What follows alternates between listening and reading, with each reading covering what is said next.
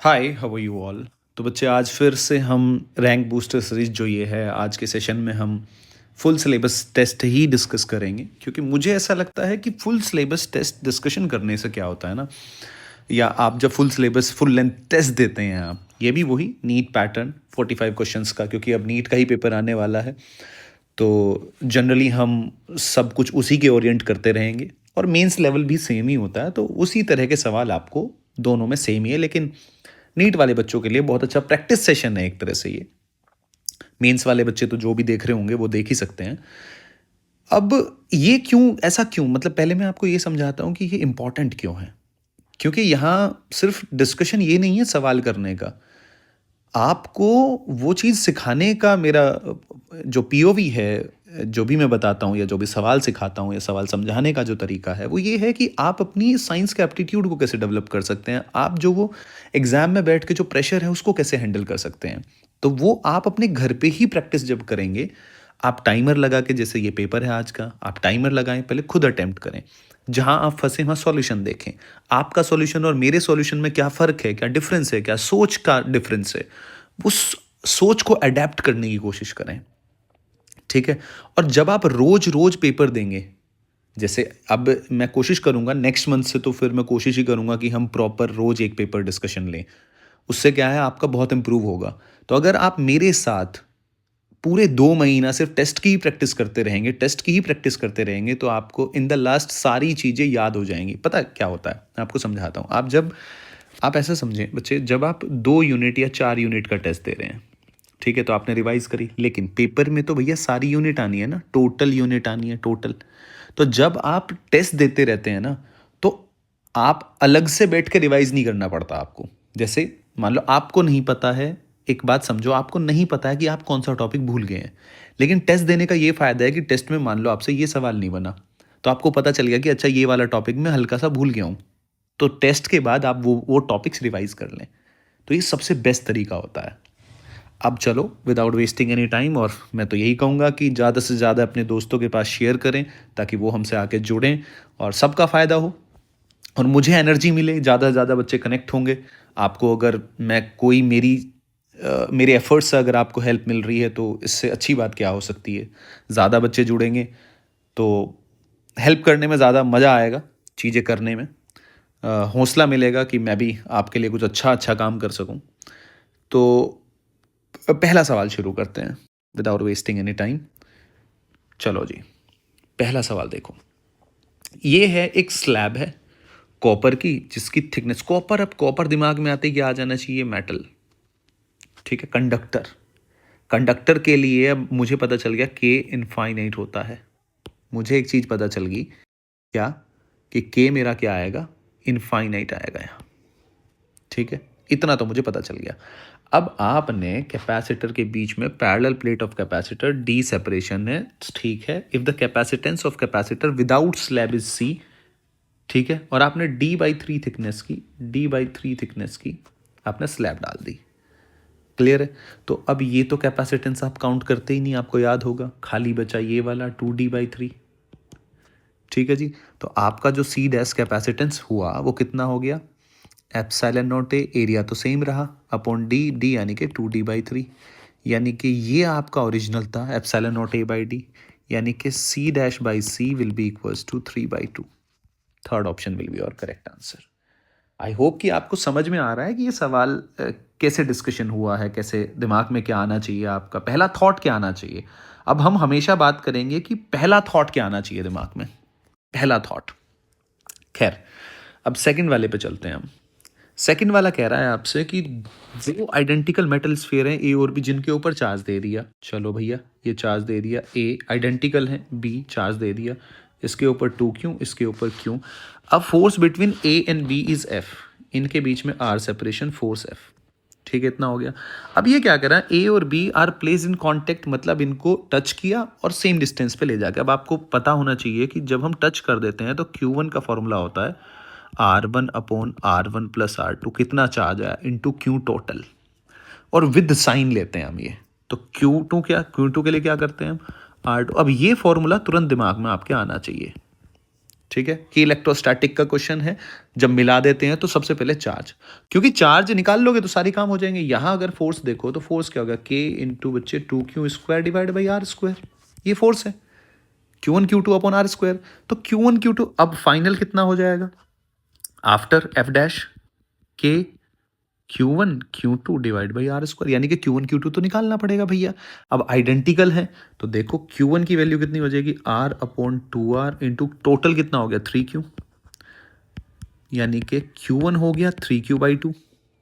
ठीक है, Q2 कितना हो जाएगा भाई, Q1 और Q2, तो Q2 कितना हो जाएगा देखो, वो भी तुम्हारा क्या आएगा, are upon 2r into 3q। तो ये तो भैया दोनों पे ही सेम हो गया, इसीलिए तो कहते हैं आइडेंटिकल चार्ज जो होता है ना, क्यू टोटल का आधा होता है। ठीक है, अब ये तो हो गया एक सोचने का प्रोसेस। अब अच्छा बच्चा, अभी बार बार जब आप, तभी तो कह रहा हूं मैं, जब आप टेस्ट पेपर बार बार दोगे ना तो अब आपको सेंस बनेगी। तो मुझे इतना लिखने की ज़रूरत ही नहीं है, इतना लिखने की मुझे ज़रूरत ही नहीं है। मैं क्या लिखूंगा, मुझे पता है, मैंने पढ़ा कि भैया आइडेंटिकल है तो टोटल का आधा दोनों पे आ जाएगा, 3q, यानी कि मैं सीधा लिखूंगा 3q/2 इंटू 3q/2। अब मुझे पता ही है ये बात, यानी कि F dash will be equals to 9/4 KQ² by R²। इतना तो लिख सकता हूँ ना मैं। ठीक है जी, अब KQ² by R², KQ² by R² होता है F/2। यहाँ से देखो पहली वाली, सो 9/4 इंटू F/2, यानी कि 9F/8, ये आपका आंसर आ गया, यानी कि 9F/8, option 2 will be the correct answer. तो दूसरा फॉर्मूला होता है बच्चे, अगर मैं लिखूं यहाँ पे E इज इक्वल टू, आपको याद हो 4.1 इंटू 10⁻⁻15 म्यू, ये आता है इलेक्ट्रॉन वोल्ट। दो फॉर्मूले होते हैं। अब बच्चे क्या करते हैं, ये जनरली फॉर्मूला बच्चे के सीधा पहला थॉट ये आता है, लेकिन यहाँ से तू लैम्डा निकालेगा, लैम्डा निकाल के E is equal to, lambda निकाल के क्या करेगा तू, frequency is equal to C/λ, तो वापस कन्वर्ट करेगा। अरे भाई क्यों इतना क्यों कर रहा है, समझ रहे हो आप, सीधा करो ना। क्या फॉर्मूला है, तो mu will be equals to, E कितना है देखो 2.1 डिवाइड बाई 4.1 इंटू 10⁻⁴ आ गया तो आंसर। तो ये आ जाएगा 2, भाई अप्रोक्सीमेटली कितना आएगा, 2 के बराबर ही आया ना, हमें तो अप्रोक्सीमेशन में बात करनी है ना। सो ये आ जाएगा अपन का बच्चे 1/2 इंटू 10⁻15 हर्ट्स, यानी कि अपना आ जाएगा 0.5 इंटू 10⁻15 हर्ट्स, यानी कि मैं कह सकता हूँ 5 इंटू 10⁻14 हर्ट्स, यानी कि ऑप्शन 7 का कौन सा बन रहा है, फोर्थ। ठीक है, तो इस तरीके से आपको ये पता होना चाहिए कि मुझे किस बात का चयन करना है, चुनाव किस बात का करना है। क्लियर है, अब अगले सवाल पे चलते हैं जी, विदाउट वेस्टिंग टाइम। इसको थोड़ा सा रफ कर लेते हैं अपन, ये मैंने अलग से ऐड कर लिया है ताकि लिखने में दिक्कत ना हो। तो अपन सॉल्यूशन अब साइड में लिख लिया। ठीक है जी, अब कह रहा है ये आपसे कह रहा है कि एक पार्टिकल है, ठीक है जी, पार्टिकल है जिसका मास m है, वेलोसिटी v है, डी ब्रोगली वेवलेंथ है lambda. If the mass is increased 25%, velocity is decrease कितना, the new de Broglie wavelength. आपको क्या बताना है, नई डी ब्रोगली वेवलेंथ बतानी है, यानी कि लैम्डा इज इक्वल्स टू क्या होता है, h/mv। मानते हो नहीं मानते हो, अगर मास 25% इंक्रीज कर दिया तो 25% का मतलब कितना होता है, m/4, m का 25%, 25/100 भाई, तो 4।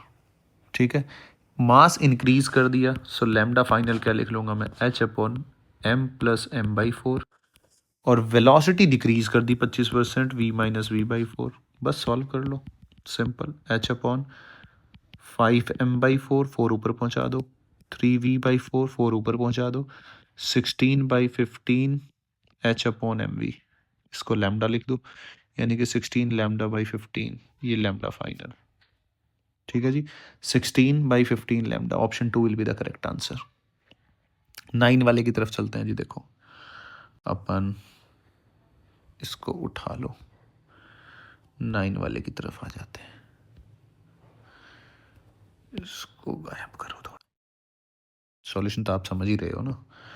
9 वाले की तरफ आ जाओ, the minimum wavelength of x ray, अब एक्सरे आ गया, ठीक है, इलेक्ट्रॉन एक्सेलरेटेड थ्रू पोटेंशियल, ठीक है, पोटेंशियल डिफरेंस इतना है।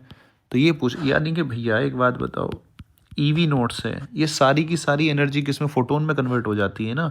तो आपको पता होगा आप क्या लिखते हो, एच सी बाई लेमडा, यानी कि लेमडा फिर ये लिखते हो आप H C by E V naught, और लेमडा फिर आप क्या निकल के आते हो 12,400, वही electron volt angstrom divide by V naught, ऐसे करके कुछ लेके आते हो ना आप, याद होगा तो किस पर डिपेंड कर रहा है, lambda inversely proportional to V naught, यानी कि फर्स्ट ऑप्शन विविधा। यहाँ बच्चे को दिक्कत क्या होती है, यहाँ बच्चा उसको डी ब्रोगली वाले से मैच कर लेता है, ये एक्सरे, एक्सरे अलग ही चीज़ है, ठीक है ना, एक्सरे का अलग कॉन्सेप्ट है, ठीक है। डी ब्रोगली वेवलेंथ का वहाँ जो लैम्डा इज इक्वल टू क्या होता है, एच अपॉन पी, पी को क्या लिख लेते हो आप, √2m ई को जब क्या लगा जाता है, काइनेटिक एनर्जी होती है, काइनेटिक एनर्जी यानी कि E V naught, so lambda inverse proportional to V naught का, ये डी ब्रॉगली के लिए है, जो de Broglie wavelength is inversely proportional, ये एक्सरे है, ये अलग चीज़ है।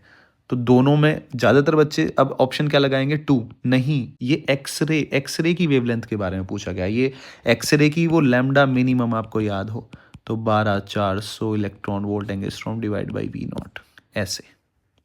क्लियर है, आई होप कि आपको समझ में आ रहा होगा कंप्लीटली। देखो जी, अब अगले सवाल पे चलते हैं।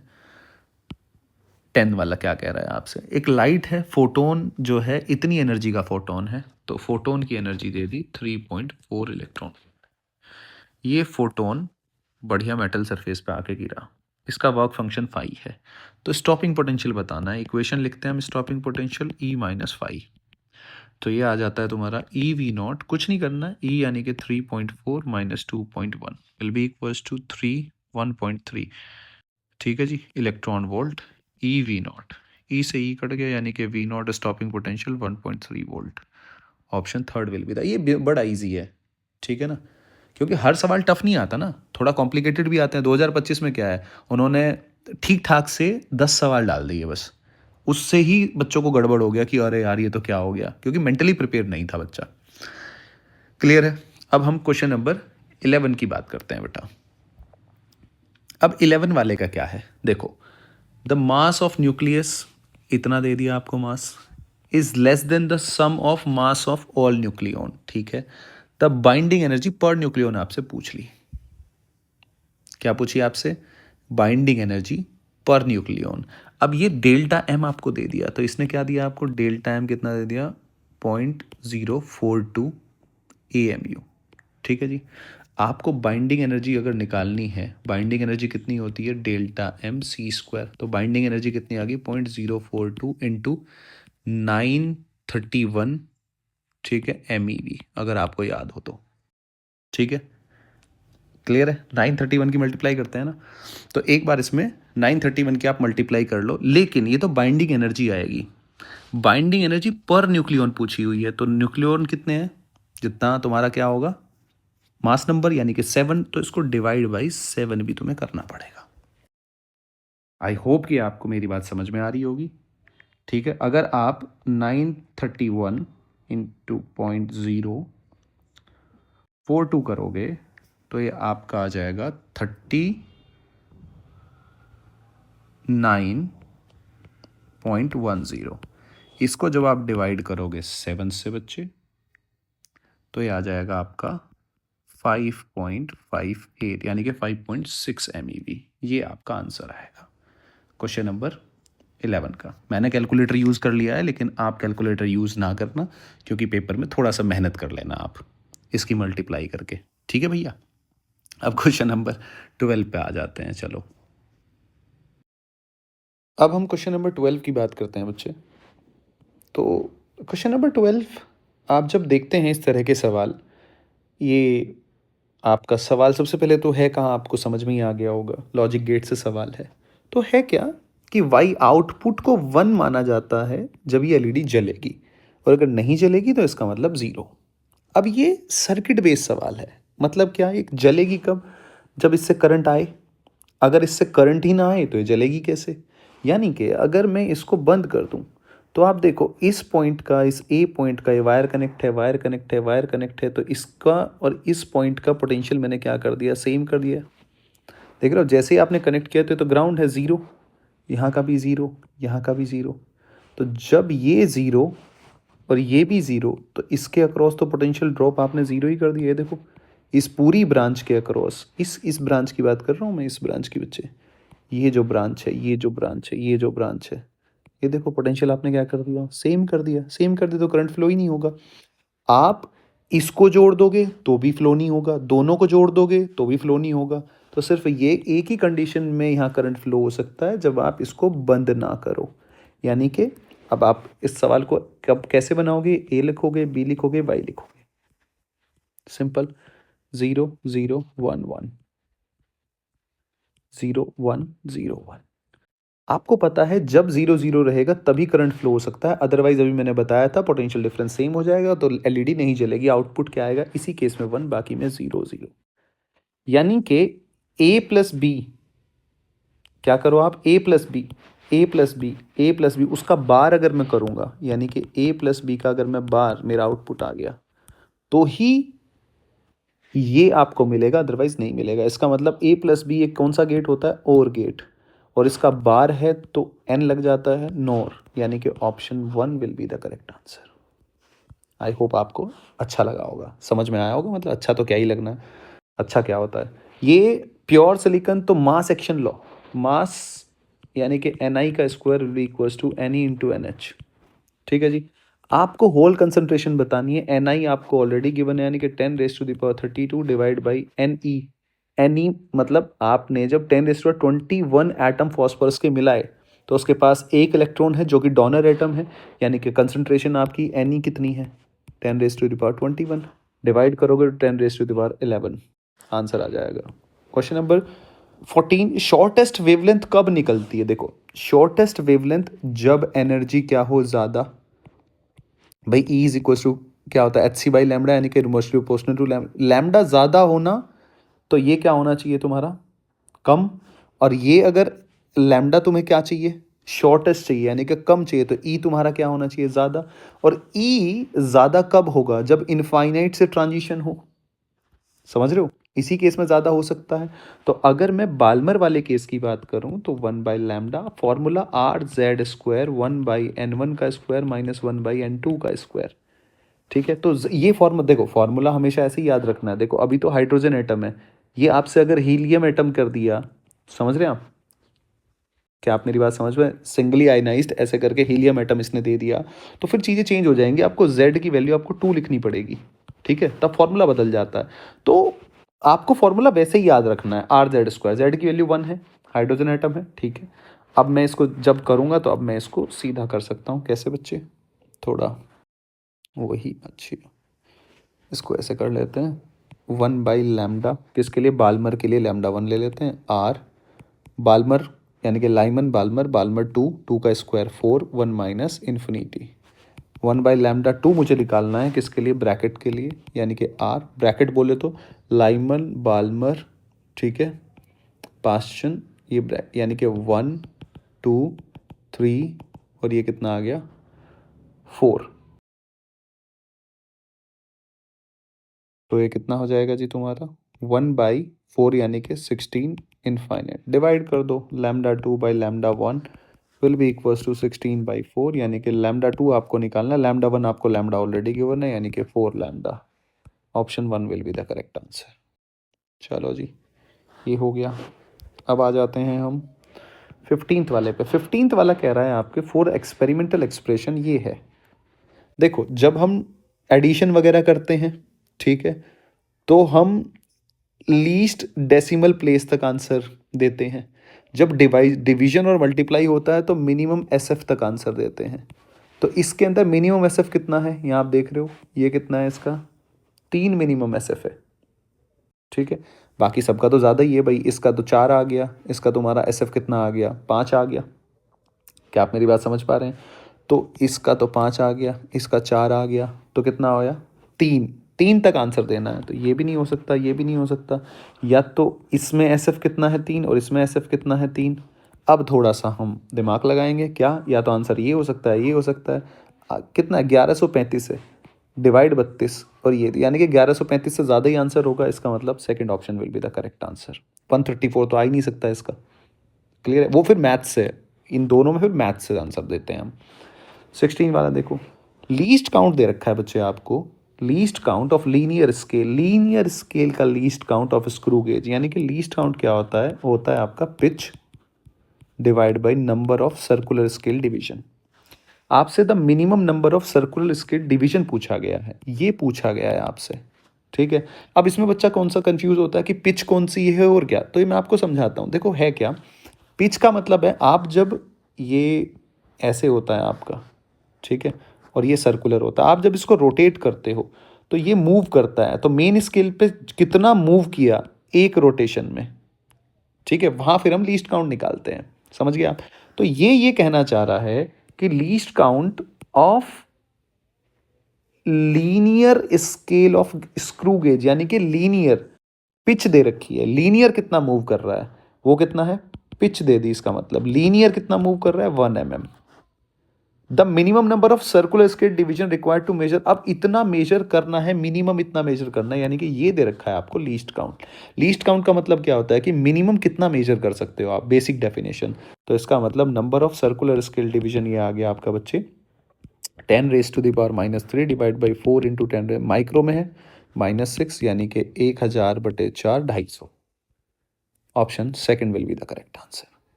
ठीक है जी। अब अपन बात करते हैं, चलो यहीं से चलते हैं। 17 diameter of the ball is measured, vernier calliper से हम बॉल की डायमीटर को मेजर कर रहे हैं। चलो, तो लीस्ट काउंट इतना दे दिया, मेन स्केल डिवीजन तो तीनों रीडिंग देख लो, 0.58 भाई, 0.5 प्लस 0.01 इंटू 8, यानी कि पहली रीडिंग 0.58, दूसरी रीडिंग 0.54, तीसरी रीडिंग 0.56। अर्थमेटिक मीन निकालना है, तीनों को ऐड करो, डिवाइड बाई 3 करो, आपका आंसर आ जाएगा। Option 2 will be the correct answer, simple है। 18 वाला, वैक्यूम में ट्रैवल करती है, in vacuum to travel distance D light takes T time, small T, in medium 5t, capital T time लेते। क्रिटिकल एंगल बताना है, तो देखो लाइट आई ऐसे, ये मैंने मान लिया क्रिटिकल एंगल, तो डेंसर टू रेयर, तो कैसे जाएगी वो ऐसे, क्रिटिकल एंगल जब ये 90 चला जाए, यानी कि ये mu denser into sine theta C should be equals to mu rarer into sine 90। मानते हो नहीं मानते हो? म्यू क्या होता है, C by V, V denser में कितना हो जाएगा 5d/t, sine theta C will be equals to mu R, rarer में कितना चल रहा है, यानी कि सी बाई वेलोसिटी क्या होती है, डिस्टेंस अपॉन टाइम, यानी कि डी बाई स्मॉल टी, ठीक है, इंटू 1। तो भैया साइन थीटा सी, इसको थोड़ा सा यहाँ लिख लो, कहाँ लिखें, यहाँ लिख लो, sine theta C will be equals to, ये सी से सी गया, डी से डी गया, so 5 small T by T, यानी कि option third will be the correct answer. Inverse हो जाएगा ना, theta C will be sine inverse. खैर, अगला सवाल देखो 19, a convex mirror of focal length इतना, air depth into the liquid of refractive index इतना। ठीक है, तो जब भी आप सवाल पढ़ो ना, आप चीज़ें पढ़ो। ये किसकी बात कर रहा है, कॉन्वेक्स मिरर, मिरर का कोई फर्क नहीं पड़ता फोकल लेंथ पे, वो लेंस के लिए पड़ता है, तो इसका मतलब आंसर एफ ही रहेगा। अब आधे बच्चे इसको सॉल्व करना शुरू कर देंगे, तो बड़ा ध्यान से, पेपर बड़े ध्यान से अटेम्प्ट करना है। चलो जी, 20, दो निकॉल क्रिस्टल है, यानी कि वही है, पोलराइजर है, आर क्रॉस ईच अदर, यानी कि पोलराइजर P1 ऐसे रखा हुआ है, क्रॉस का मतलब है P2 ऐसे रखा हुआ है, और ये 90।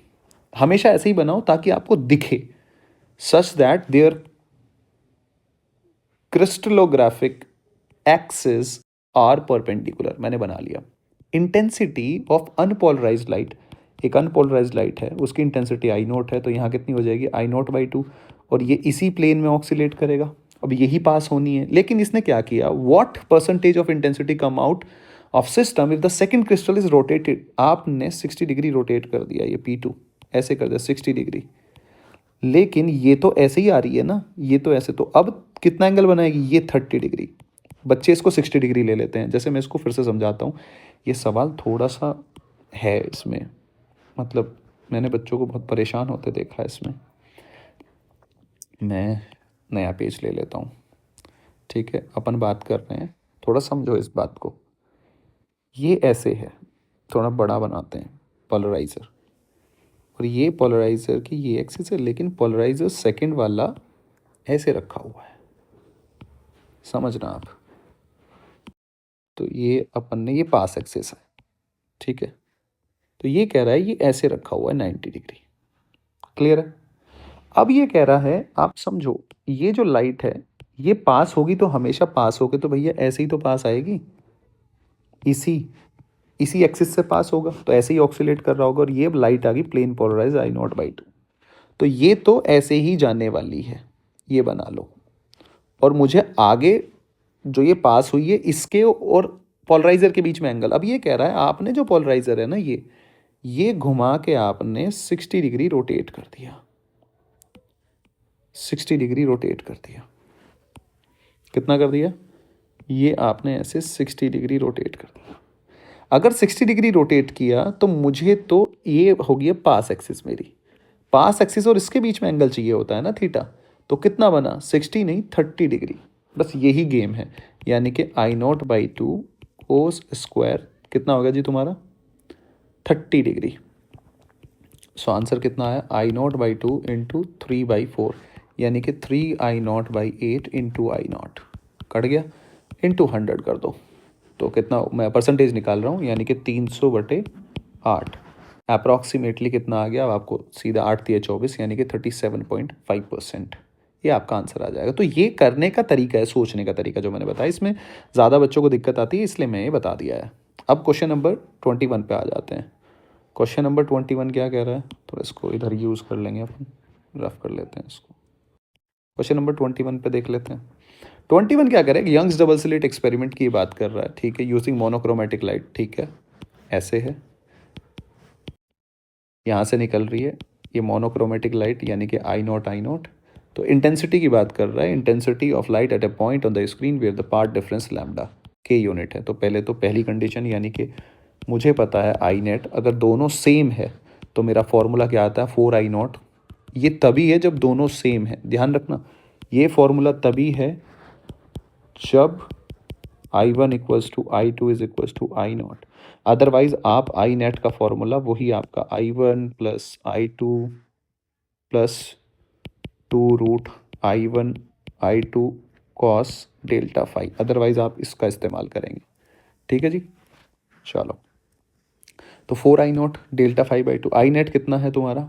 ये k के बराबर है, यानी कि 4I0 cos square delta phi lambda, path difference lambda है तो फेस डिफरेंस निकाल लो, डेल्टा फाई 2π/λ इंटू लैम्डा, यानी कि 2π को काट देंगे, यानी कि 1 वैल्यू आ जाएगी।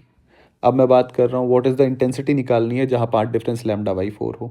अगर पार्ट डिफरेंस λ/4 है तो डेल्टा फाई कितना बनेगा बच्चे? 2π/λ इंटू λ/4, लैम्डा से लैम्डा यानी कि π/2, यानी कि आई नेट कितना आ गया? 4I0 कोस स्क्वायर π/4, π/2 आधा करोगे ना, डेल्टा फाई बाई 2 भी तो है ना। सो कोस π/4 की वैल्यू कितनी होती है? 1/√2, यानी कि 4I0/2, यानी कि 2I0, यानी कि 2I0 या 4I0, ये देखो k की टर्म में आंसर करना है तो ये कितना हो जाएगा? k/2 आंसर, यानी कि option 1 will be the correct answer. I hope कि आपको बेहतर लग रहा हो, समझ में आ रहा हो। अब आगे चलते हैं जी। अब देखो मज़ेदार बात क्या है, दो वेक्टर हैं, अगर मैं 22वें की बात करूं, दो वेक्टर हैं ये, तो ये वेक्टर पैरेलल वेक्टर कब होंगे? देखो कोई भी वेक्टर पैरेलल वेक्टर तब होगा जब डायरेक्शन सेम हो, यानी कि ये वाला वेक्टर और ये वाला वेक्टर सेम ही डायरेक्शन में तभी हो सकते हैं जब वो खाली, जैसे आपने ये वेक्टर लिख दिया, समझो आप ए वेक्टर में मैग्नीट्यूड इंटू इसकी डायरेक्शन, ठीक है। अगर मैं दूसरा वेक्टर लिखूं बी इंटू बी कैप, और मैं कह रहा हूं ये दोनों वेक्टर सेम है, यानी कि A cap should be equals to B cap, यानी कि किसका फर्क होगा? खाली इसका फर्क होगा, ठीक है, लेंथ का फर्क होगा मतलब। तो इसका मतलब इसीलिए इसके कॉफिशिएंट बराबर होने जरूरी हैं, यानी कि कॉफिशिएंट का रेशो, यानी कि 2/4 should be equals to 3/α should be equals to 1/2, ठीक है, यानी कि 2/4 1/2, यानी कि 1/2 should be equals to 3/α, so alpha should be equals to 6। That's it. इन दो को पकड़ लो, इन दो को पकड़ लो, किसी को भी पकड़ लो, कोई दिक्कत वाली बात नहीं है। क्लियर है? आई होप कि आपको मेरी बात समझ में आ रही होगी। तो इसका क्वेश्चन नंबर 22 का आपको दिख रहा है, माइनस नहीं, आधे माइनस कर देंगे भाई। कंपेयर जब करते होते हैं ना, तो आप कंपेयर कॉफिशिएंट को कंपेयर करना होता है, और इसको आप ऐसे लिख लो, तब आपका कभी भी गलती नहीं होगी। जो प्लस है ना, प्लस माइनस, सॉरी, हाँ, तो इसको आप ऐसे लिख लो, 3 + 3 - j, ऐसे लिख लो। अगर आपको कोई ऐसा हो कि भाई दिक्कत हो, या फिर ऐसा कर लो, एक काम करो, इसको ज़्यादा कन्फ्यूजन में हो जाता है तो प्लस लिख लो आप, +-3 j, ऐसे लिख लो। अब कोफिशिएंट को कंपेयर कर लो, अब आपकी कभी गड़बड़ नहीं होगी। ठीक है जी। तो सिंपल, तो ये आपका, अगर ये मैं ऐसे लिखूं बिल्कुल एग्जैक्टली, तो ये आ जाएगा आपका 2/4 विल बी, क्योंकि प्लस माइनस में बच्चे कई बार गड़बड़ कर देते हैं, उससे बचने के लिए आप -3/-α लिख लो, ऐसे कॉफिशिएंट कंपेयर कर लो। ठीक है, वो मैंने डायरेक्ट लिख दिया था, पर कोई नहीं, आप ऐसे भी उसको लिख सकते हैं। आई होप कि आपको मेरी बात समझ में आ रही होगी, मैं क्या कहना चाह रहा हूँ और क्या करने की हम कोशिश कर रहे हैं। अब खैर क्वेश्चन नंबर 23 पे आ जाते हैं। सो क्वेश्चन नंबर 23 की बात करते हैं बेटा। A body thrown vertically upward from ground eight t = 0। ठीक है, चलो, एक बॉडी आपने फेंक दी, बॉल यानी कि फेंक दिया आपने, कुछ यू वेलोसिटी से, मुझे नहीं पता, तो सीधी सी बात है, ऐसे आके नीचे गिरेगी, कहीं आ जाके रुक जाएगी टॉप मोस्ट, ये इसकी हाईएस्ट पॉइंट पे जाके ऐसे एच मैक्सिमम पे पहुंच गया। अब ये कह रहा है equals seventh distance equal cover कर रही है, सेवंथ और एट्थ, और ऐसा कब होता है, ये इक्वल जो डिस्टेंस कवर करता है वो लास्ट मोमेंट और पहला जो फॉल, भाई लास्ट लास्ट में जितना चलता है वो लास्ट में एसेंड के टाइम पे, और ऊपर से नीचे वो इक्वल चलता है। अब ये कह रहा है कि वो सेवन्थ और 8 सेकेंड मोशन, यानी कि 7 सेकेंड में, यानी कि 7 सेकेंड में यहाँ गया, और फिर 8वां सेकेंड ये हुआ, 8 सेकेंड ये, इसमें इक्वल डिस्टेंस चला, यानी कि टोटल ऊपर हाइट तक पहुंचने में कितना लगा उसको, 7 सेकेंड लगा। इसके लिए अब एक equation of motion vt - half at² ये यूज़ कर लेंगे। सो एस v फाइनली 0 - हाफ, जी कहाँ है नीचे, -g, सो -g, और t² यानी कि 7 का स्क्वायर 49। सो ये आपका आंसर आ जाएगा 245। क्लियर है? ये इस बात का जो मीनिंग है बस वो आपको समझ में आना चाहिए। कौन सा स्टेटमेंट, ये सेवंथ यानी कि असेंडिंग, और ये कह रहा है 8 सेकेंड मोशन, ये इक्वल टाइम, यानी कि ये असेंड वाली है और ये डिसेंड वाली तभी है, और वो कब होगा, लास्ट सेकेंड।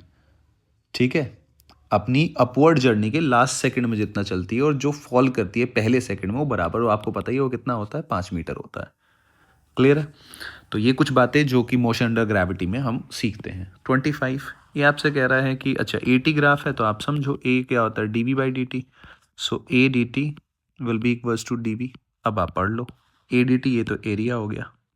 ठीक है, ये कह रहा है the particle start with velocity 40 metre per second, moves along a straight line as per the given acceleration, it's velocity after 15 second के बाद, यानी कि इनिशियली कितनी थी 40, फाइनल बताना है 15 सेकंड में 0 से 15 सेकंड, यानी कि एरिया निकाल लो। एरिया क्या है, ये हो गया, ये हो गया, प्लस ये हो गया। अब ये नीचे है तो ये वाला और ये वाला बराबर हैं दोनों, तो ये तो कट जाएंगे, तो खाली यही एरिया बचा, क्योंकि एरिया हम कैसे विद साइन ऐड करते हैं, यानी कि ये कितना हो गया, 50 will be equals to VF - 40, यानी कि VF will be equals to 90। Basic सवाल है ये 25, क्योंकि सवाल तो बेसिक भी आएंगे ना भाई, नीट का पेपर है, सारे टफ थोड़ी ना आ जाएंगे।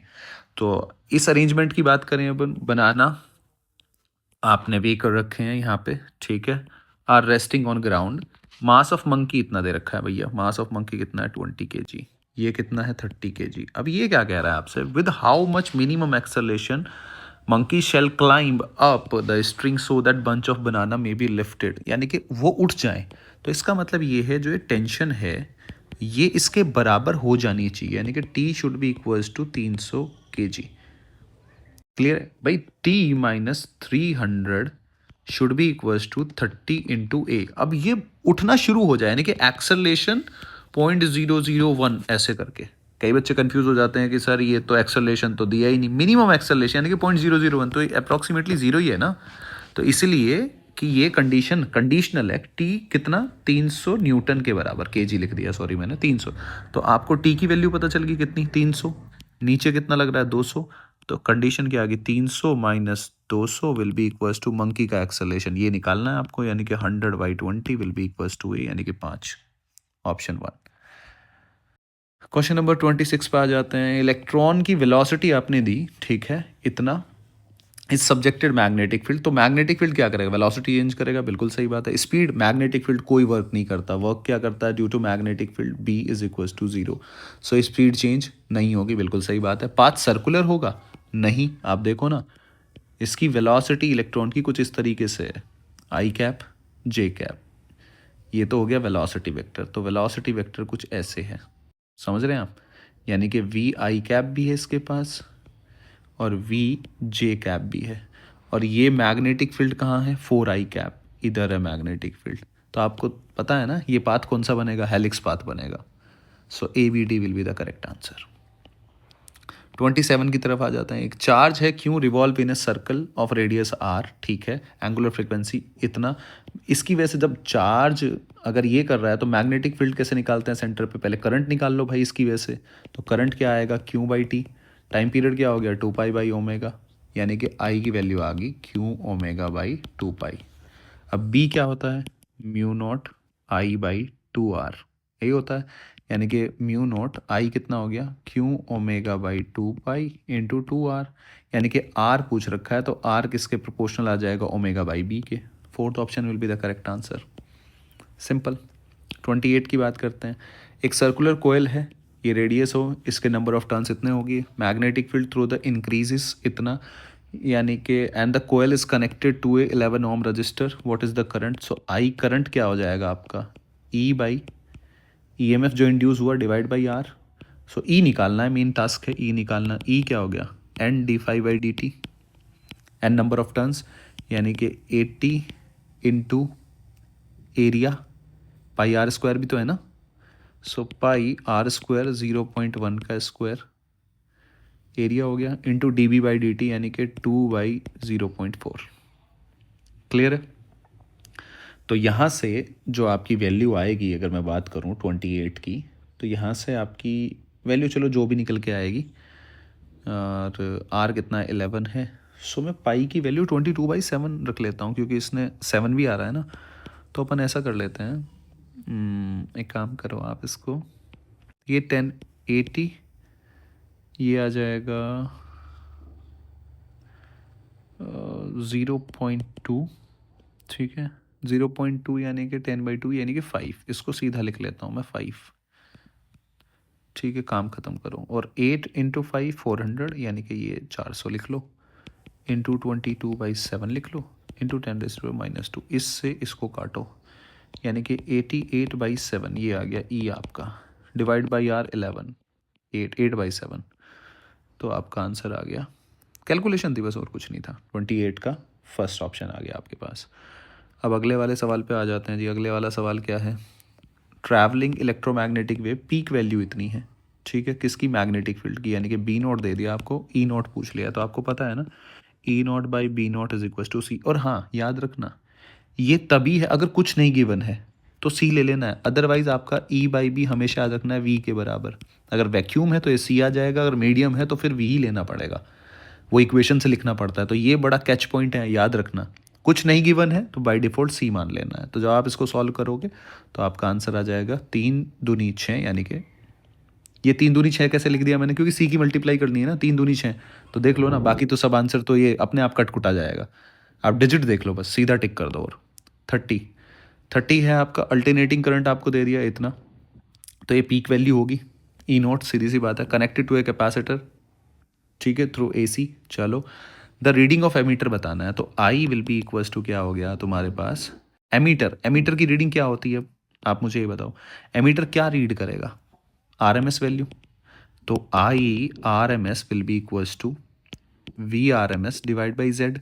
अब ये तो पीक वैल्यू है तो इसको RMS में पहले कन्वर्ट कर लो, RMS will be equals to I0/√2, ठीक है। ये बच्चे गलती करते हैं, कहाँ पीक लें कहाँ वो, तेरे को पता होना चाहिए एमीटर क्या रीड करता है, RMS वैल्यू, ये आपको क्या गिवन है, अरे भाई ये E0 गिवन है आपको, ठीक है, तो जब आप ई नोट निकाल ई आर एम एस यानी कि V R M S E naught by root two यानी कि 200 रूट 2 बाई रूट टू, तो आप कन्वर्ट कर लिया ना आपने, क्योंकि मुझे आर एम एस, तो ये भी are M S he value आप ले रहे हो। जेड की वैल्यू क्या होती है, X C is equal to बच्चे 1/ओमेगा सी। सो 1/ओमेगा की वैल्यू कितनी है, ओमेगा टी 100। सी की वैल्यू कितनी है, सी का 10⁻⁻⁻⁶, तो ये कितना हो जाएगा 10⁻⁴ 10⁻⁴।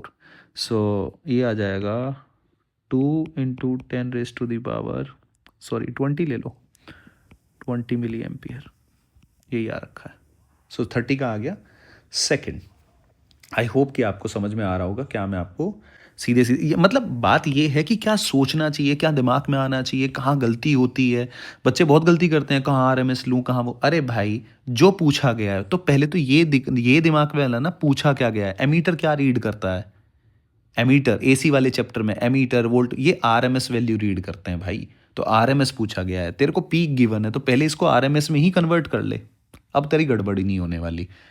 ठीक है, अब बच्चे क्या करते हैं, आई निकालेंगे मैक्सिमम और यहाँ is equal to V R M. अरे आर एम एस ले रहा है तो आर एम एस आएगी, वी नोट लेगा, हाँ तो ऐसे भी कर सकता है, कोई दिक्कत नहीं है। आई अगर तू निकाल रहा है, I will be equal to V naught by Z, तो ये आई नोट आएगा, बाद में कन्वर्ट कर ले, रूट 2 से डिवाइड कर ले, देख आंसर यही आएगा।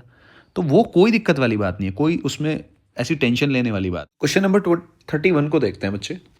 जब आप 31 अटैम्प्ट कर रहे होंगे तो ये सिंपल सवाल है। अगर मैं इसकी बात करूं तो ये कह रखा है आपके M1 ग्राम आइस है इतने पे, इसने ऐड कर दिया M2 ग्राम वाटर। तो जब भी ऐसा इसका सवाल करो आप कैलोरीमेट्री का, तो आप सिंपल लिख लो कौन कितने पे। M1 ग्राम आइस है कितने पे, आई से -10 डिग्री सेल्सियस, ऐसे कर लो। और M2 ग्राम कौन है, वाटर, बच्चे 50 डिग्री सेल्सियस, ऐसे। फिर पहले आप क्या कन्वर्ट करोगे, पहले तो M1 जो आइस है वो किस पे आएगी, 0 डिग्री सेल्सियस पे आएगी। ठीक है, उसके बाद फेस चेंज होगा, यानी कि M1 वाटर बनेगा 0 डिग्री सेल्सियस। ठीक है, तो यहाँ कितनी हीट इस कन्वर्ट होने में कितनी हीट चाहिए, MS डेल्टा टी, S कितना है इसका, हाफ इंटू 10, यहाँ M1 इंटू L। ये पूरा प्रोसेस होने में ऐसा हो रहा है। फिर हम करते क्या है, पहले आप इसको सवाल बाद में, पहले आप ये देख लो, यानी कि ये 0 डिग्री पे आ गया वाटर, यानी कि हीट देखो, ये गर्म है तो ये तो हीट देगा और ये हीट लेगा, तभी तो कन्वर्ट होगा। तो इसको तो हीट चाहिए, तो ये कितनी हीट अवेलेबल है, यानी कि 50 डिग्री पे अगर आपके पास वाटर है तो 0 डिग्री सेल्सियस तक आने में, यानी कि इतनी अवेलेबल हीट है मेरे पास, तो हो जाएगी M2 इंटू एस, वाटर का 1 होता है स्पेसिफिक हीट, इंटू 50। तो मेरे पास इतनी अवेलेबल है, ये मेरे पास अवेलेबल है। क्लियर है, चाहिए कितनी मुझे ये। अब सवाल देखते हैं। Finally no ice is left and water is at, यानी कि सारा का सारा सिस्टम अब 0 डिग्री सेल्सियस पे आ गया, यानी कि वाटर, कोई आइस नहीं, आइस पिघल चुकी है, यानी कि आइस को पिघलने तक इतनी एनर्जी चाहिए ही चाहिए, यानी कि 5m1 plus m1l should be equals to 50m2, ये चाहिए ही चाहिए। और आपसे क्या पूछ रहेगा, लेटेंट हीट ऑफ फ्यूजन बताना है, यानी कि L बताना है, तो 50m2, ठीक है जी, -5m1 divide by m1, so L will be equals to 50m2 by m1 -5, 50m2 by m1 -5, option 1 will be the correct answer. और ये सारे सवाल कैलोरीमेट्री के बच्चे अगर आप ऐसे बनाओगे 0 डिग्री सेल्सियस पे, यानी कि ये गर्म है तो ये तो देगा, और ये भैया ये आइस है, आइस वाटर में कन्वर्ट होगी तो हीट लेगी। क्लियर है, तो यहाँ से आपका ये हर तरह के सवाल आपके बन जाएंगे इस तरीके से। अगला चलो 32, ये कह रहा है एक ट्यूनिंग फॉर्क है, ठीक है, नॉन फ्रीक्वेंसी है, यानी कि मैंने FA कुछ भी है मुझे नहीं पता। प्रोड्यूस 5 बीट पर second with a fork of non frequency, यानी कि अगर 5 बीट पर सेकेंड है तो या तो FA की वैल्यू 345 हो सकती है या 335 हो सकती है, ये तो तय है, क्योंकि 5 बीट पर सेकेंड है, ठीक है ना, 5 प्लस 5 माइनस, यानी कि FA की वैल्यू या तो ये होगी या FA की वैल्यू ये होगी। तो इसका मतलब ये तो हो नहीं सकती, ये भी नहीं हो सकता, यानी कि 335 और 345 आ गया, ये दो में से ही आंसर होगा। तो लेकिन अभी अगली लाइन देखो, एक कंडीशन, फिर हमेशा इन सवालों में एक कंडीशन और देगा, बिना अगली कंडीशन के सवाल ही नहीं बन सकता। When the 4K is filled, field का मतलब होता है जब भी ये सेंटेंस है, इसका मतलब आपने फ्रीक्वेंसी FA की इंक्रीज कर दी। अगर इंक्रीज करी तो the beat frequency decreases to, यानी कि अब आपकी जो बीट फ्रीक्वेंसी हो 2 बीट देने लगा। यानी कि मान लो ये 345 से ये हो गया, मैंने मान लिया 345 ये आंसर है, तो 348 फ्रीक्वेंसी इंक्रीज हो गया। तो ये देख रहे हो यहाँ पे बीट फ्रीक्वेंसी कितनी होगी, 8 इंक्रीज होगी। अगर यहाँ आप इंक्रीज करोगे तो ये कितना आ जाएगा, मान लो 338 हो गया, तो यहाँ बीट फ्रीक्वेंसी 2 बीट, यानी कि ये ऑप्शन होगा। 335 आंसर हो सकता है, 345 आंसर हो ही नहीं सकता, क्योंकि यहाँ पे जो कंडीशन दे रखी है कि जैसे ही आपने फिलिंग की फॉर्क की, तो बीट फ्रीक्वेंसी बढ़ेगी, या सॉरी बीट फ्रीक्वेंसी डिक्रीज होगी और उसकी फ्रीक्वेंसी इंक्रीज होगी। तो बीट फ्रीक्वेंसी डिक्रीज किस केस में हो सकती है, केवल 335 के केस में। So option first will be the correct answer. अगले वाले पे देखो। अब ये 33 वाला सवाल बनाने के कई तरीके हो सकते हैं। आप सीवी मिक्स सीपी मिक्स निकाल के तब सीपी बाई सीवी कर लो, क्योंकि ये दो मोनोएटॉमिक और डायएटॉमिक गैस को मिला रहा है। पर मैं हमेशा आपको एक ही चीज़ कहूँगा, आप याद रखो इस तरह के सवाल के लिए, गामा मिक्स निकालना है ना ये, तो आप 1+2/f मिक्स निकालो और सीधा सवाल आपका 2 लाइन में हो जाएगा। f मिक्स निकालना आसान है, कैसे, μ1 यानी कि n, f1 इसके डिग्री ऑफ फ्रीडम कितना हो गया जी, इसके degree 3 plus 2n into diatomic के 5 और n1 प्लस 3n, μ1 प्लस μ2, तो ये हो जाएगा 3n। ये फॉर्मूला आपको सबको आता ही होगा, यानी कि 3 यानी कि 13/3। f मिक्स आ गया। अब आपका आसान है, गामा मिक्स बच्चे 1+2/f मिक्स 13 इंटू 3 यानी कि 19/13। देखो सीधा आंसर आ गया। आपको सीवी मिक्स सीपी मिक्स निकालने की ज़रूरत नहीं है इस तरह के सवाल में, और ये सवाल बड़ा इंपॉर्टेंट है। ये इंपॉर्टेंट है, इस तरह का सवाल रिपीट होता रहता है, तो याद रखो ऐसी चीज़ों को। 34 देखो, टेम्परेचर है तो यहाँ का टेम्परेचर निकालना है, तो जितना करंट आया उतना चला गया, ठीक है। तो यहाँ पे मैं वही नोडल वाली चीज़ लगा लेता हूँ, theta minus θ2 divide by R2 heat current, plus theta minus θ1 divide by R1 should be equals to 0। थोड़ा सा सॉल्व कर लो, थीटा कॉमन ले लो, 1/R2 प्लस 1/R1, इसको इधर ले जाओ, θ1/R1 प्लस θ2/R2। बच्चे कोई दिक्कत है, हल्का सा इसको सॉल्व कर लो। जब आप इसको सॉल्व करोगे तो थीटा ही तो निकालना था आपको, तो ये आ जाएगा R1 plus R2 upon R1 R2, ठीक है, will be equals to Q1 R2 plus Q2 R1 बच्चे डिवाइड बाई R1 R2। ये कट गया, Q1 R2 plus Q2 R1 upon R1 plus R2। Fourth option will be the correct answer. I hope कि आपको समझ में आ रहा होगा। 35 पे आ जाते हैं। दो सिमिलर स्प्रिंग है, स्प्रिंग कांस्टेंट जब सीरीज में है तो कैपेसिटर की तरह हम इसको ऐड करते हैं, यानी कि कैपेसिटर सीरीज में C1 C2 upon C1 plus C2। अब ये सेम है तो K कितना हो जाएगा, K/2 यानी कि K1/2। तो कितने फैक्टर से चेंज हो रहा है, new spring constant and time period would change bye a factor, यानी कि हाफ के फैक्टर से, यानी कि ये होगा, ये तो हो नहीं सकता। अब टाइम पीरियड देखो, T इज इक्वल टू क्या होता है, 2π√m/k, बाद में T डैश कितना हो गया, 2π√m/k, K/2 हो गया, यानी कि √2, यानी कि तुम्हारा third option will be the correct answer. 36 को देखो, 36 अच्छा सवाल है, बढ़िया, थोड़ा वजन वाला सवाल है। ये क्या कह रहा है, सोनोमीटर है बिटवीन फिक्स्ड एंड, यानी कि सोनोमीटर ऐसे हो गया भैया, सोनोमीटर का सेटअप अगर आपको याद हो तो ऐसे है जी। ये कह रहा है 2 bridge are place to divide the length, इस रेशो में आपने लेंथ को डिवाइड कर लिया, यानी कि एक ब्रिज मैंने यहाँ लगा लिया, एक यहाँ, ऐसे मैंने लेंथ को डिवाइड कर लिया, L1 L2 L3, और ये 6 3 2 इस रेशो में डिवाइड है। पहले तो मैं ये निकाल लेता हूँ, तो x मान लो, तो इसको निकालने का तरीका क्या होता है, 6x हमेशा प्लस 3x प्लस 2x, ये 110 के बराबर है, यानी कि 11x विल बी 110, यानी कि x will be equal to 10, यानी कि ये 60 हो गया, ये 30 हो गया, ये 20 हो गया। ऐसे आपने लेंथ को डिवाइड कर लिया 2 ब्रिज से। टेंशन इतनी है, मास पर यूनिट लेंथ इतना है, what is the minimum common frequency with which 3 parts vibrate, यानी कि देखो L1 इसकी फ्रीक्वेंसी F1, इसकी F2, इसकी F3, तीनों पार्ट की फ्रीक्वेंसी, सीधी सी बात है भैया, लेंथ अलग अलग है तो अलग अलग होगी, क्योंकि फ्रीक्वेंसी का फॉर्मूला। अब सबसे मज़ेदार बात ये है, अब वो समझो आप, सबकी फंडामेंटल अलग अलग होगी। अब हमें ये बताना है कि तीनों की वो फ्रीक्वेंसी बतानी है तीनों की वो फ्रीक्वेंसी बतानी है जो कॉमन हो, जिससे तीनों वाइब्रेट कर रहे हो। सवाल आएगा समझ में। अभी समझो इस बात को। देखो, एफ इज इक्वल टू कैसे निकालूंगा मैं? जैसे मैं L1 की बात करूं तो N1V/2L, यही होता है जब दोनों एंड से फिक्स होता है तो NV/2L, 2 का फैक्टर आता है। चलो F1 के लिए, यानी कि N1 V कितना है? V अलग से निकालो, क्योंकि V तो सबके लिए सेम रहेगा, T/μ 400/0.01। जब आप इसको सॉल्व करोगे तो ये आएगा 200 मीटर पर सेकेंड, यानी कि 200 और डिवाइड बाई 2, 2 तो सब में कॉमन आएगा, तो यानी कि ये आ जाएगा 100/L। L कितना है? 60। ध्यान से देखो, 60 मतलब 0.6 सेंटीमीटर है, 0.6 यानी कि इतना आ जाएगा। अगर मैं सिमिलरली F2 निकालूंगा तो वो आ जाएगा N1 इंटू 1000/3, क्योंकि सेम ही है सब चीज़ें। F3 आ जाएगा ये N2 N3 1000/2। अब समझो आप बात को, ये जो मैंने निकाला है, निकाला क्या है?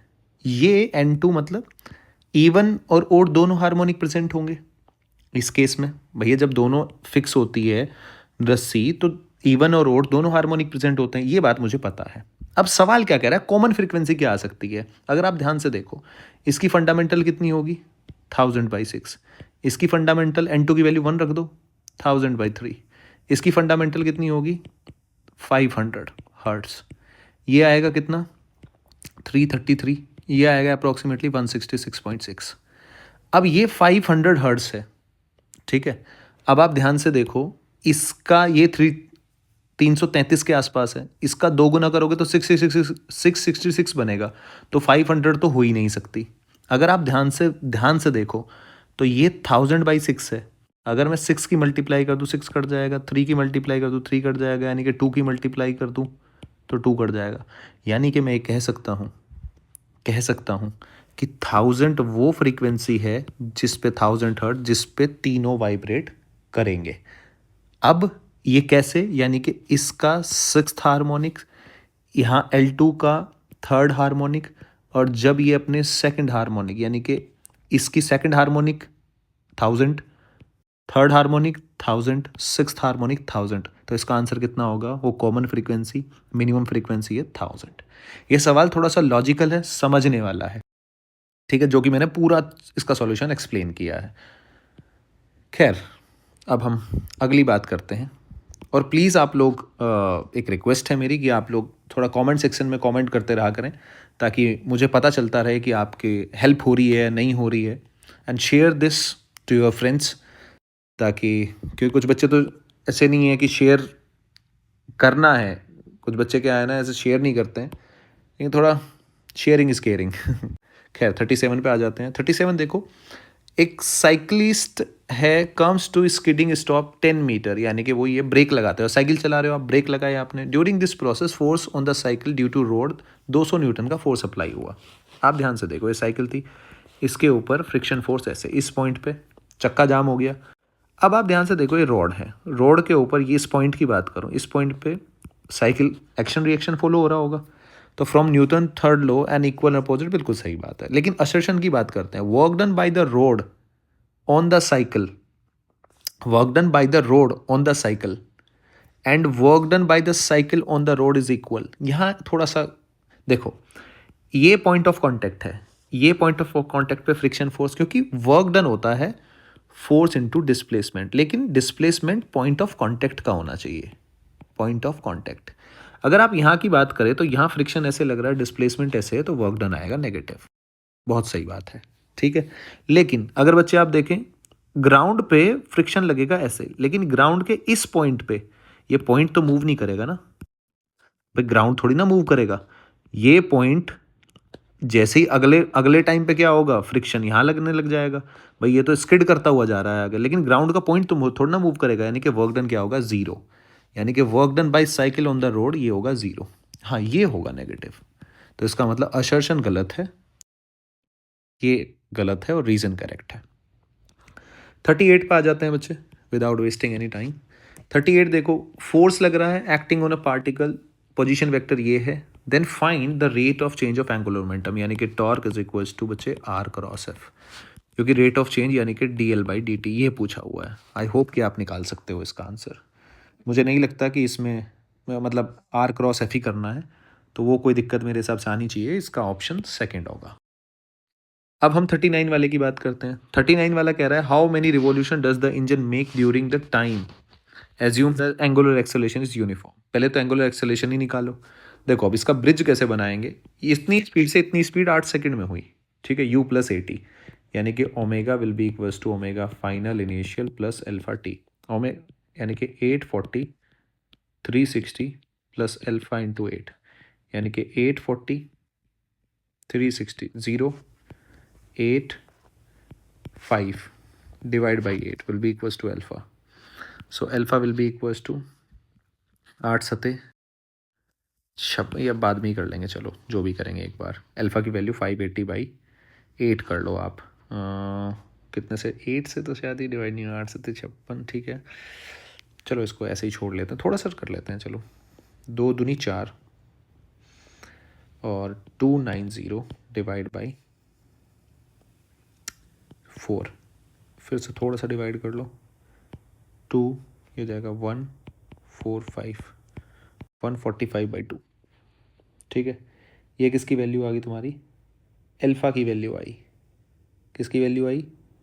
अल्फ़ा की। चलो जी, ये तो हो गया। अब क्या करना है? हाउ मैनी रिवॉल्यूशन, अब ये कितने रिवॉल्यूशन बनाएगा, यानी कि रिवॉल्यूशन थीटा निकालना है और 2 पाई से डिवाइड करना है। यही तो होगा नंबर ऑफ रिवॉल्यूशन, यानी कि theta will be equals to U. देखो या इसको ऐसे क्यों कर रहे हैं हम, इतना क्यों कर रहे हैं इसको, ये ऐसे मत करो, इसको ऐसे मत करो। इसके लिए सीधा इक्वेशन लगा लो ना, आती तो है हमें। u+v/2 इंटू टी, यानी कि omega initial omega final by 2 into T, सीधा ही हो जाएगा।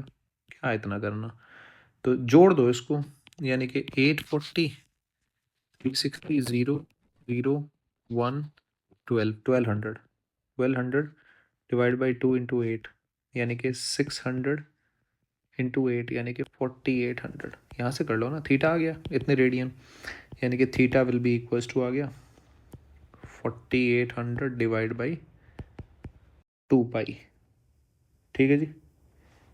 यानी कि अगर मैं बात करूँ ये, अच्छा ये आरपीएम भी है, ये रिवॉल्यूशन पर मिनट है। चलो इसको भी चेंज कर लेते हैं जी। 2 पाई तो डिवाइड ही है, ये आरपीएम है, आरपीएम को और चेंज कर लो। रिवॉल्यूशन पर मिनट का मतलब कितना होता है जी? थोड़ा सा इसको चेंज कर लेंगे हम।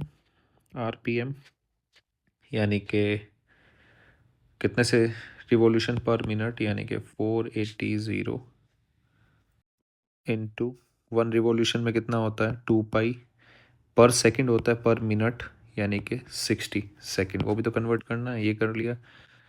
680 यानी कि 8 दूनी 16, इतने pi divide by 2 pi cut गया, यानी कि 80 आंसर आ गया। सो ऑप्शन 39 का third will be the correct answer. I hope कि आपको समझ में आया होगा। तो वो अल्फा अल्फा निकालने की जरूरत नहीं है, सीधा सीधा ब्रिज बना लो। बस हाँ, इसको कन्वर्ट कर लेना रिवॉल्यूशन पर मिनट को। रिवॉल्यूशन, एक रिवॉल्यूशन में कितना होता है? एक रिवॉल्यूशन में होता है 2 पाई, ठीक है। तो ओमेगा पर मिनट, रिवॉल्यूशन पर मिनट, मिनट को सेकंड में कन्वर्ट कर लो, क्योंकि मुझे रेडियन पर सेकंड में चाहिए ऐसा यूनिट में। तो ये याद रखना थोड़ा सा बस। सवाल आसान ही था, कोई मुश्किल सवाल नहीं था। खैर जी, क्वेश्चन नंबर 40 की तरफ चलते हैं बच्चे। 40 वाला क्या है? ये अर्थ है, ठीक है, ऐसे बना लो आ रही। तो ये रेडियस हो गया अर्थ का, आपने यहाँ से फेंका, प्रोजेक्टाइल यहाँ तक गया मान लो, जो भी बॉडी प्रोजेक्ट किया आपने। अब ये एस्केप वेलोसिटी से, वी क्या होती है? Escape velocity. और ये फिर ये मतलब एस्केप वेलोसिटी दे रखी है, तो कहने का मतलब ये एस्केप वेलोसिटी के आधे से फेंका, तो अपन को कुछ नहीं, COME लगाना है। तो COME कैसे होता है जी? -GMM/r, ठीक है, A पॉइंट से B पॉइंट तक, प्लस हाफ m बचे v² is equals to -GMM/r। अब देखो ये पूछा क्या गया, how far from the centre of earth, centre से बताना है। तो सेंटर से यहाँ भाई, ये आप पोटेंशियल एनर्जी तो अर्थ के लिए लिखेंगे ना, तो GMM/r ये, और ये r ही पूछा गया है, तो टेंशन ही क्या लेनी, सारा काम ही खत्म हो गया। अब दूसरी बात, एक चीज़ आप याद ही रखते हैं, ये क्या होता है 2GR, बस यूज़ करना है। -m तो कैंसिल कर दो, पहले m तो गया ही, GM को लिख दो GR² डिवाइड बाई r, लिख सकता हूँ। प्लस हाफ इंटू वी कितना हो गया, वी बाई टू का स्क्वायर यानी कि 2 GR, रेट ले लेते हैं, 2 GR divide by 4 is equal to -GR² divide by R. ठीक है, थोड़ी सी कैलकुलेशन, थोड़ी सी, जी को भी गायब कर दो, जी को भी गायब कर दो, यानी कि -1 प्लस 1/4, 1/4, ये R will be equals to -R² by R, small R, और वही हमें निकालना है। ये कटो तो यहाँ से बन गया ये -3/4 -R/R, कट हो गया, यानी कि R will be equals to आ गया आपके पास 4R/3, यानी कि 4 × 6400 डिवाइड बाई 3, यानी कि अगर आप इसमें देखो तो ये कितना आ जाएगा, 6, 4 × 4 = 16, 4 × 24 और 1 25 डिवाइड बाई 3, यानी कि 85 के अराउंड, यानी कि option third will be the correct answer. Divide कर लो, 3 × 8 = 24 और 1 × 6 = 3 × 5 = 15, यानी कि 8500। सी हमें लगाना है और कुछ नहीं करना है। अगला देखो, a body weigh 72 newton on the surface of earth, then the gravitational force on it due to the earth at a height equal to half of the radius, यानी कि H will be equals to R/2, यानी कि जी dash कैसे change होता है अगर आपको याद हो तो, GM/R प्लस एच का स्क्वायर, GM की जगह आप हमेशा याद रखते हैं GR², यानी कि GR² divide by R plus R/2 का स्क्वायर, यानी कि GR² divide by 9R² into 4, R² से R² कट गया, यानी कि 4G/9। ठीक है जी। अगर आप फोर्स की बात करें, वेट की बात करें, तो वेट mg डैश, सो ये इतना हो गया mg इंटू 4/9, यानी कि 72 into 4/9, 8, 8 Chowk 32, option 2 will be the correct answer. अगले पे चलते हैं जी। अगला क्या कह रहा है आपसे, 42, एक एयर बबल है, ठीक है, जिसकी रेडियस है इतना, is observe at a depth of, यानी कि ये ऐसे है, वाटर है, ये इतने डेप्थ के, यहाँ पे डेप्थ पे 20 सेंटीमीटर, ये बबल है, ये P0 है, ठीक है, सरफेस टेंशन दे दी, डेंसिटी दे दिया, the difference between the pressure and inside the bubble and atmospheric pressure. अब अगर आपको किसके केस में mission, difference between the pressure inside P inside minus P0 बताना है आपको, अगर तो आप इस बात को कैसे करेंगे, अगर आपको ये बताना है बच्चे, तो आप इसको अगर करेंगे तो P0 नीचे चलेंगे, P0 प्लस ρgh, ठीक है, आप यहाँ करेंगे तो प्लस 2T, क्योंकि कॉनकेव की तरफ प्रेशर ज़्यादा होता है, 2T/R इक्वल्स टू P इन, यानी कि P in minus P0 will be equals to ρgh plus 2T/R। Clear है जी। आप जब यहाँ से वैल्यू अगर देखेंगे तो आप डाल सकते हैं इसके अंदर वैल्यू, और मतलब मेन तो बात यही है, मैं इसका सीधा आपको आंसर अगर मैं बताऊँ 42 का, सो 42 का आंसर थर्ड होगा बच्चे, ये कुछ नहीं, ये बेस्ट वैल्यू डालनी है इसके अंदर। अगले सवाल पे आ जाते हैं हम 43 पे। सो 43 थ्योरेटिकल सवाल है, अगर 0 डिग्री है एंगल ऑफ कांटेक्ट, अगर 0 डिग्री है तो क्या हुआ होगा, एक तो राइज भी हुआ होगा एंगल ऑफ कांटेक्ट, भैया कैपिलरी के अंदर ये देखो ना, 0 डिग्री ऐसे बनता है ना, 0 डिग्री, ठीक है, तो राइज तो करेगा ही ना, टेंशन ऊपर की तरफ लगेगी ऐसे, तो राइज तो करेगा ही, तो इसका ए भी आएगा, लिक्विड राइज भी करेगा, ठीक है, और liquid will wet the wall तुम्हारा लिक्विड विल वेट, हाँ बिल्कुल सही बात है, वेट भी करेगा, 0 डिग्री है तो, क्लियर है। सो थीटे का BA तो यहीं से पता चल रहा है आपको, सेकंड, ज़्यादा और कुछ करने की ज़रूरत ही नहीं है, तो सीधा ही पता चल गया। अब 44 का देखो, 44 ये कह रहा है इस P पॉइंट पे ये ऐसे रोटेट कर रहा है, ऐसे रोटेट कर रहा है, लेकिन P पॉइंट पे जो आपको दे रखा है 8 ऐसे और 6 ऐसे, अब ये घूम कैसे रहा है ऐसे, ठीक है, एक्सेलेरेशन भी ऐसे है, तो ये तो एक्सेलेरेट कर रहा है ना इसको, अगर आप देखो तो भाई इसकी वेलोसिटी भी इधर ही है, रोटेशन भी एंटी क्लॉकवाइज है, तो 6 क्या है इसका, अगर आप देखो A is equals to 6, A is equals to R alpha 6, यानी कि alpha will be equals to 6/2, यानी कि 3, यानी कि एक्सेलेरेशन 3 रेडियन पर सेकंड स्क्वायर, बिल्कुल सही बात है, ये तो हो नहीं सकता, ये नहीं हो सकता, रिटार्डेशन नहीं, यानी कि ऑप्शन 44 का option 4 will be the correct answer. Sorry ये आई कैप है ना, आई कैप है, सॉरी, ये आई कैप माइनस आई कैप नहीं है, 6 इधर है तो इधर घूम रहा है, वेलोसिटी इधर है तो रिटार्डेशन होगा। ऑप्शन 1 नहीं आएगा, ऑप्शन सेकंड आएगा। ये इधर है ना भाई, इधर ये आई कैप है, सॉरी मैंने माइनस आई कैप मेरे को लगा। खैर ऑप्शन 2 आएगा, क्योंकि देखो एक्सेलरेशन की डायरेक्शन ये आ रही है, क्यों कह रहा हूँ मैं, वेलोसिटी इधर है तो रिटार्डेशन हो रहा है। वेलोसिटी और एक्सेलरेशन ऑपोजिट डायरेक्शन में, रिटार्डेशन। 45 वाले का एक बॉल है with velocity v, perfectly in elastic collision है, ठीक है, with ground making an angle 45 degree. यानी कि ये जो नॉर्मल के साथ ये बॉल ऐसे आ रही है 45 डिग्री एंगल बना के, तो इसके v cos 45 v sin 45। लेकिन percentage loss in kinetic energy, मज़ेदार बात क्या है, कैसा कॉलिजन है, परफेक्टली इन इलास्टिक, यानी कि E0, यानी कि जो अलोंग कंपोनेंट है वो क्या आ जाए, हो जाएगा आफ्टर कॉलिजन 0, यानी कि खाली ये बचेगा, कौन सा वाला, v/√2, यानी कि आधी काइनेटिक एनर्जी खत्म हो गई है। सीधा आंसर 50%, बिना कोई सोचे समझे। आई होप कि आपको ये पेपर अच्छा लगा होगा। अब हम धीरे धीरे पेपर थोड़ा, जैसे पिछली बार का पेपर थोड़ा अच्छा आया था तो मैं और अच्छा पेपर बनाऊंगा, अच्छा पेपर आपके साथ डिस्कस करने की कोशिश करूंगा। एक पेपर मैं प्रीवियस ईयर जेई मेंस का बनाऊंगा, जेई मेंस के जो भी अच्छे अच्छे सवाल हैं जो नीट ओरिएंटेड हैं उनको उठा के फिर 45 क्वेश्चन वो हम डिस्कस करेंगे। तो ऐसे ही मैं कोशिश करूंगा कि मैं आपके सामने पूरा फुल थ्रू आउट पेपर जो है वो डिस्कस करता रहूँ रोज़। मिलते हैं, और please keep sharing with your friends, और ताकि मुझे वो हौसला मिलता रहे, ज़्यादा से ज़्यादा बच्चे जुड़ेंगे तो मज़ा आएगा काम करने में।